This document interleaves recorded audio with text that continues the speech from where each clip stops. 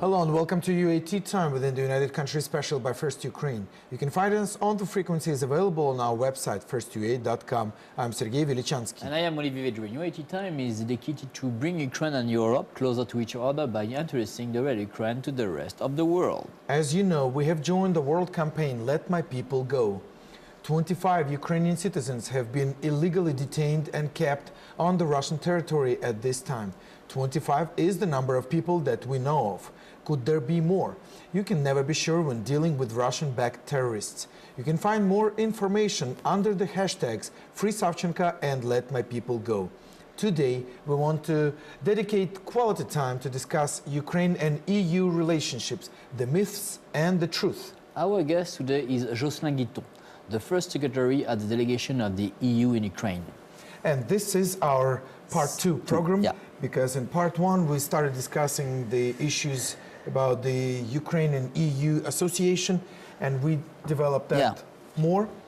And so the next question, and actually the next question has to do with specific Ukrainians, the citizens, because the governments, we kind of understand why the governments get some benefits from a lot of deals, international deals with between the countries, but what are the benefits for Ukrainian citizens resulting from the agreement?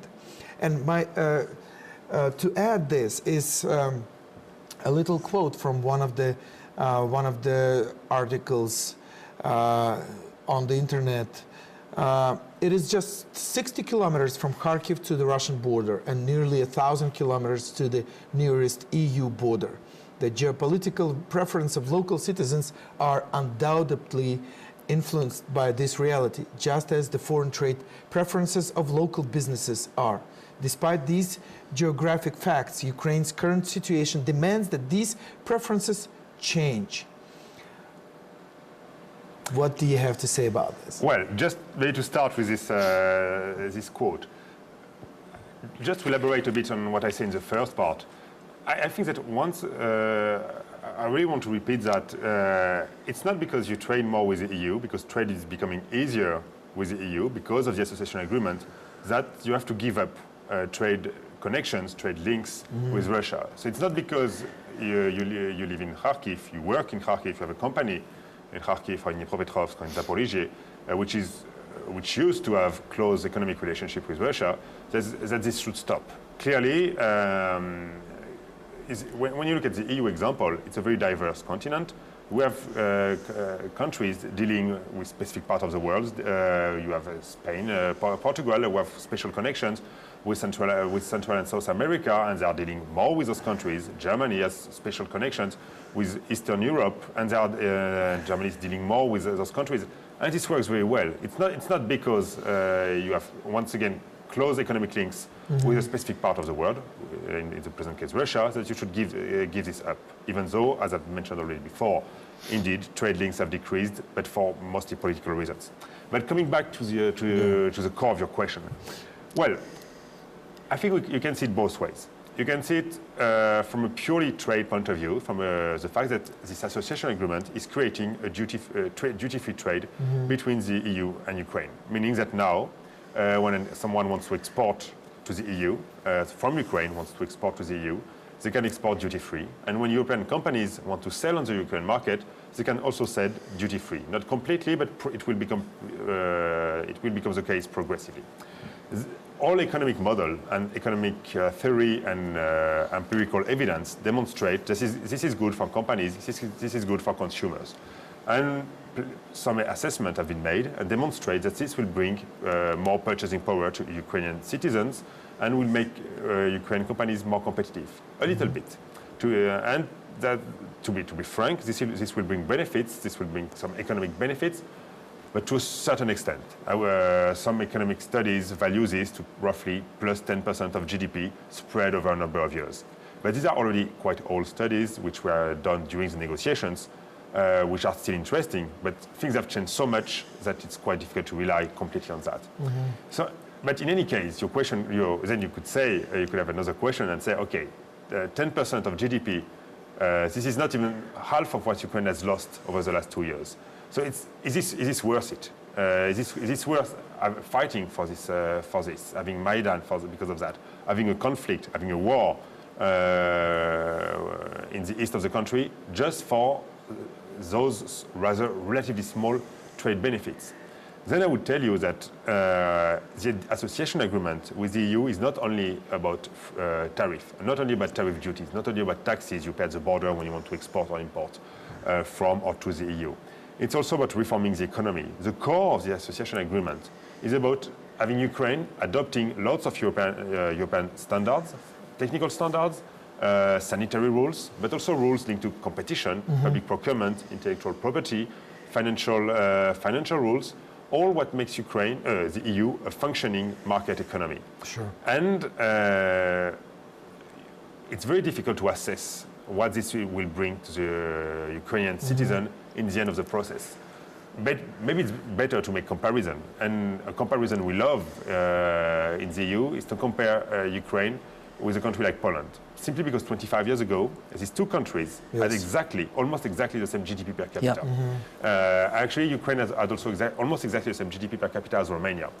Today, and actually no, 2 years ago, so even before the depreciation, even before the currency collapsed in Ukraine, Poland had the GDP per capita 3 times higher than Ukraine. And now it doesn't mean much because you have so much currency fluctuation. But it may be 5 or 6 times. But of course, the hryvnia varies a lot on a daily basis. But still, it's enormous. And why? Is it because of EU membership? To a certain extent, possibly. But membership only came 15 years later. It was 2004.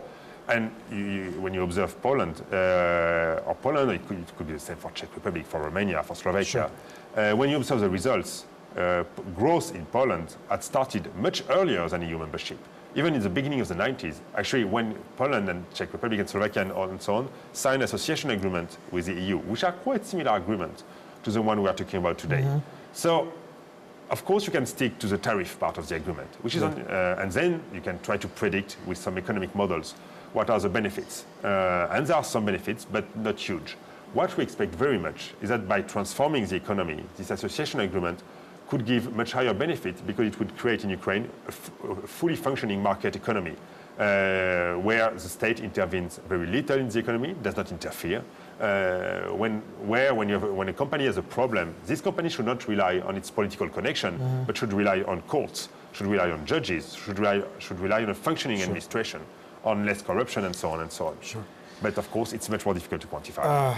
Because there are a lot of skeptics or realists or skeptics, whatever, we can call them the way we want, but they say that Europe does not need extra competitors to come in and to sell on their territory. Definitely Europe is there. I'm sure there are some policies that protect their own manufacturing and all the farming companies and food producers and distributors and all that. And in addition, they say that the only thing or one of the things that Europe needs from Ukraine is resources, the soil and the resources that are 45 million people that could be, the labor for that. I definitely want you to respond to that. Well, plenty of things to say. But actually, I would note that these two arguments are a bit self-contradicting. Because on the one hand, people are afraid that the EU does not need Ukraine. And on the other hand, people are afraid that the EU wants to use Ukraine to some extent. So there is some contradiction. But starting with the first point.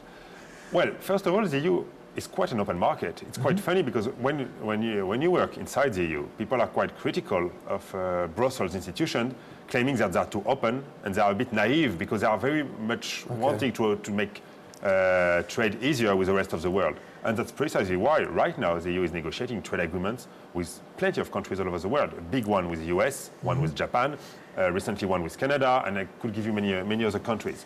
So the EU is a very open economy, and we benefit very much from that because we have a trade surplus, and we trade a lot with the rest of the world. Sure. And most countries in the EU believe that it brings progress, more competition, and so on. there is one big exception, and you're absolutely right when you quoted farming, the farming sector, the agricultural sector. For plenty of historical, cultural reasons, it's a sector which is indeed rather close in the EU. Because after the war, a big project of the EU was to make the EU self-independent from a farming point of view. And that's why we created a common agricultural policy, which is still into force today, which is subsidizing, to a certain extent, European farmers. And I would say that for all other sectors, the EU is very much open. On the farming sector, it's a quite different story. Sure. But still on that, the association agreement is opening the EU market to Ukrainian farmers. Very often, we hear a misconception saying that there are quotas which prohibit Ukrainian farmers to export as much as they would like to the EU. Actually, there are no quotas. There are what we call tariff rate quotas, which simply says that now, thanks to the agreement, up to a certain quantity, Ukrainian farmers can sell on the EU market duty-free. And above this quantity, if they want to export to the European market, they have to pay tariff. Okay. But there is no limit in exports to the European market. Because I read about without taxes. Up to a certain quantity, without duty-free, and above with duties. And just to give you a very concrete example, for instance, in honey, Ukraine in 2015 exported 5 times what we call the TRQ in our jargon, which is the tariff rate quota. So if you export 5 times more than your quota, it means, of course, that it's not an absolute quota. It's not a limitation. And for wood, for other products, this is the same? Well, for wood, it's a slightly different topic because, as you may know, Ukraine has adopted a wood export ban. So Ukraine is self-inflicting a prohibition to export to the rest of the world. Actually, that's illegal based on WTO, on World Trade Organization rules, and also it's not compatible with the association agreement. So actually, it's a problem for us. But that's a bit another topic. In other agricultural products, that's the same. Absolutely. For example, the chicken, meat. It's exactly the same. It's exactly the same. But for chicken, that's typically the case. For red meat, for instance, it's a bit different. Ukraine cannot export today because Ukraine does not comply with a number of rules linked to the European market. That's what we talked in the first program. Absolutely. Anything that has to do with sanitarian issues, yes, exactly. And food and all that. But that's quite a different issue. Sure. But why is it a problem that Ukraine does not export wood? Like it's one thing is like, for instance, it's our business. If we don't want to, have other countries come and take our wood. Actually, it's not only your business because Ukraine is a member state of the WTO, of the World Trade Organization. Okay. And based on the rules of this organization, Ukraine has committed not to adopt such restriction. Okay. So it's an international commitment of Ukraine not to do so. So that's as such as a problem. Second, that's a very simple reason. You have companies in Ukraine which have an interest in being able to source, to get wood at a cheap price. For paper companies, furniture companies, and for those companies, having a ban on wood export makes that, of course, the price of wood decrease in Ukraine because you have less customers. Yeah. So it keeps the wood for themselves in a way. Okay. All right. Before you ask the question, I want to remind that we are on Facebook, facebook.com/FirstUA channel, and facebook.com/UAT time. Find us and let us know what you think. Just let us know that you are with us. Send a smile or whatever. All right. Hey, let's go. I think we have also to underline for those, Euroscepticism, that the EU is the first economy in the world. And that's because of our rules. And because those rules make us more competitive, I think. And that's a key point. Then I have another question. While entry into force of the trade-related part of the agreement lead to a flood of EU goods entering Ukraine, threatening Ukrainian producers? Well, we have actually touched upon this topic already a little bit. It's true that simply when you decrease tariff, it makes it easier for European companies to sell on the Ukrainian market, which is good for Ukrainian consumers because they can buy cheaper European goods, which of course is a bit more competition for Ukrainian companies. On the other end, of course, it means also that it's both ways. It means that you have also Ukrainian companies which now have access to the largest market in the world. But that's economic theory, which is also validated in practice. But once again, let's be frank, how many products compete face-to-face in Ukraine how many European products and Ukrainian products compete directly, belong to the same market? Very few. And you could use this same argument with any country which has opened to the rest of the world. When you look at countries in Southeast Asia, which I've mentioned briefly during the first part, those countries are among the most open in the world. And they have benefited a lot from that. When you look at South Korea, when you look at Taiwan, when you look at Singapore, those countries are among the most open in the world. And of course, some companies in those countries may have suffered when this process started. But when you look at the benefits they got overall, for me the picture is pretty clear. And the result for Singapore in 20 years is amazing. Of course, absolutely. Amazing. And you know, when now you go to the supermarket, more and more you can find some EU products, more and more. Now in supermarket in Ukraine. And you are right, those products are very new in the Ukrainian market, very new. Well, I'm sure, I didn't notice that, like what you're saying. I mean, there are dynamics, like on some specific goods, I saw them like 5 years ago, then they disappeared, then they came back. So I think it's always, there's going to be the dynamics in that. But the question is, that is, you know, exactly one of the things that the skeptics say, that the opening of the market of Ukraine with the Ukrainian goods, like, you know, milk, meat and all that, definitely is going to be an influence for, you know, the milk companies to comply with the standards and compete. But this is a problem of standards. It's a problem of quality. They have to increase their quality. I like they have to our milk. They have to invest. I don't speak not only about milk, but no, I'm just being a typical. I'm not. I don't have the you know, economics degree. I'm just being a typical Ukrainian, and that's what the people say on the street. Okay. The one thing that is comparable, yes, if European, you know, you know, a good milk or whatever is more expensive, then I have a choice. Okay, that's something. This is more affordable. This is not. But when it becomes the same, then it may have a tendency to kill the production. No, but let's. Standards is not about becoming the same. Okay. When you look in the EU, the rules are the sanitary rules. Yes. The health rules are the same for everyone, and you have look how many cheeses we have in the EU. From in all countries, you have dozens of different cheeses in all countries. Okay.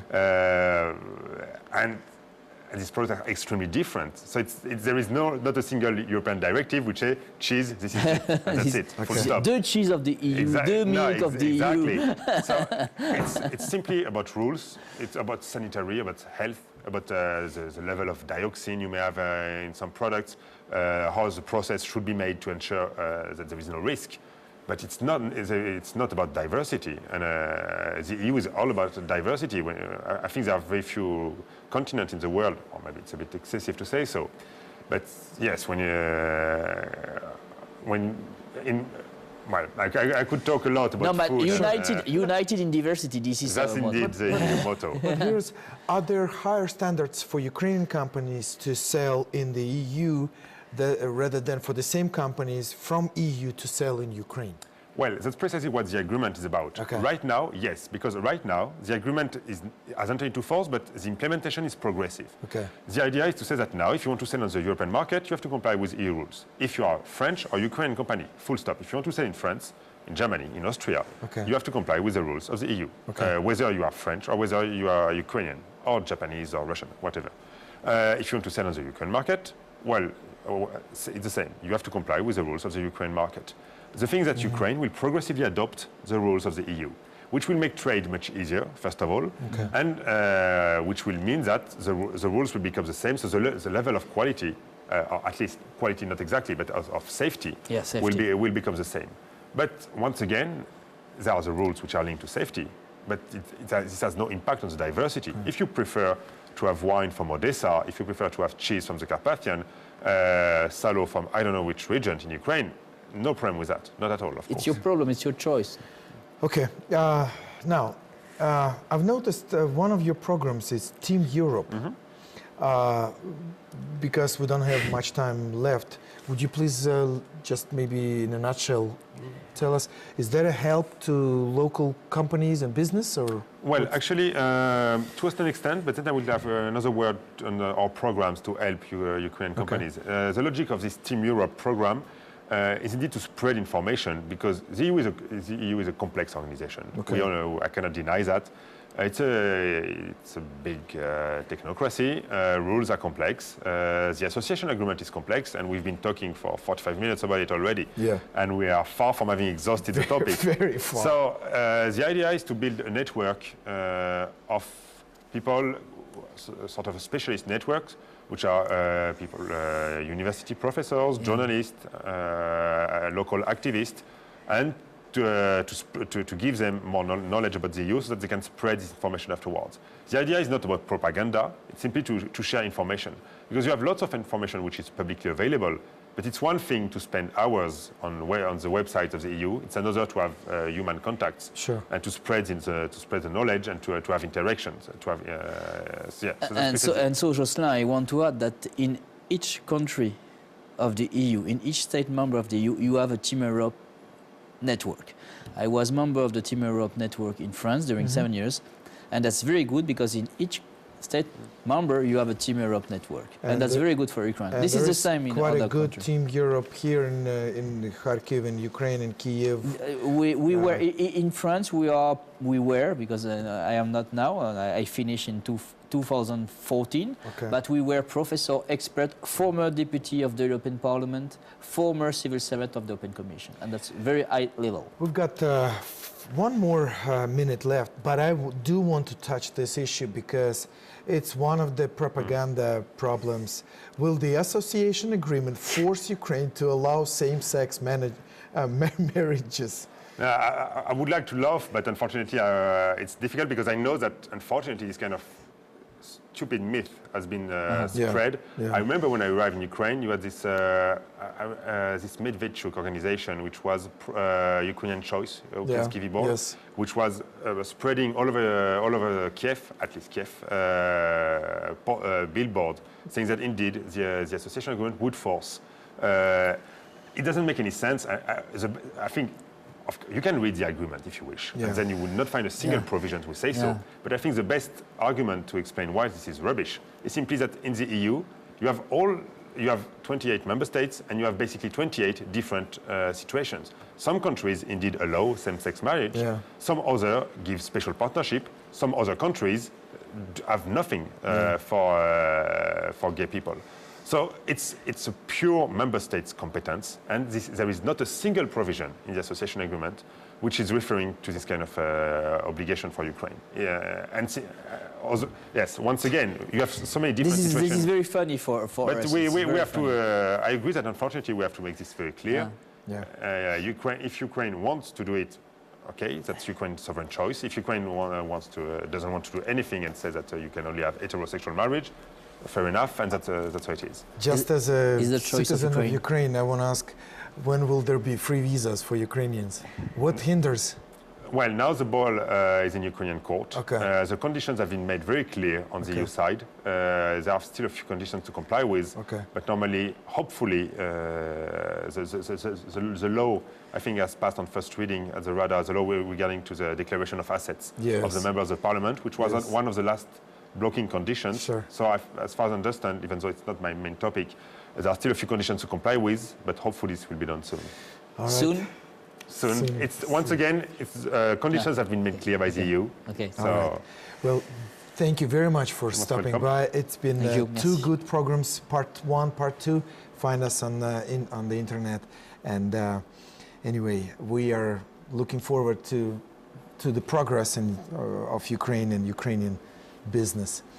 It was United Country UAT time by First Ukraine. Our guest was Joselyn Guitton, the first secretary of the delegation of the EU in Ukraine. Olivier Vedrine and Sergey Velichanskiy were working for you in the studio. Stay with us and we'll show to you the real Ukraine. Thank you for being with us. Have a good day and see you soon.